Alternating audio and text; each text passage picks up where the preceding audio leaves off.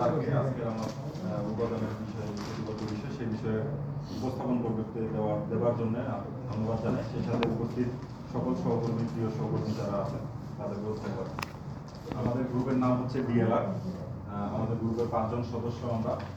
1 নম্বর হলো আব্দুল খালেক শাহ, আমি মাহফুজুল হাসান, হিরন আলী, 4 নম্বরে শাহাবুদ্দিন এবং জুলফিকার আলী। আমরা 5 জন সদস্য মিলে আমাদের ডিএলআর গ্রুপের আমাদের যে প্রতিপাদ্য উপাদানের বিষয় ছিল, উপাদানের নাম হলো স্থানের ইতিহাস। স্থানের ইতিহাস নিয়ে আমরা আমাদের এই কাজটি করেছি।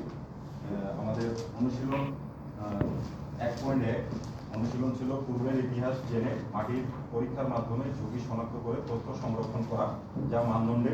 আমি একটু ডিস্টার্ব দিই যে শুরু করার আগে এটা বলবেন যে আমি যে স্থানীয় ইতিহাস উপাদান নিয়ে কাজ করছি, এই স্থানীয় ইতিহাস উপাদানটি আমাদের কয়টা মডেলে আছে? এটা 2টা মডেলে আছে।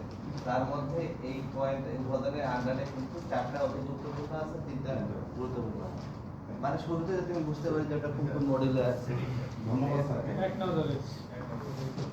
আমাদের যে উপাদানের বিষয় ছিল স্থানের ইতিহাস, এই স্থানের ইতিহাস নিয়ে আমরা যে অনুশীলনগুলো কাজ করেছি সেখানে আমাদের মডিউল ছিল দুটি মডিউলের উপরেই আমাদের এই উপাদানের বিষয়গুলো ছিল। একটা হচ্ছে আপনার সেফটি মডিউল, আরেকটা হচ্ছে পরিবেশ ব্যবস্থাপনা মডিউল।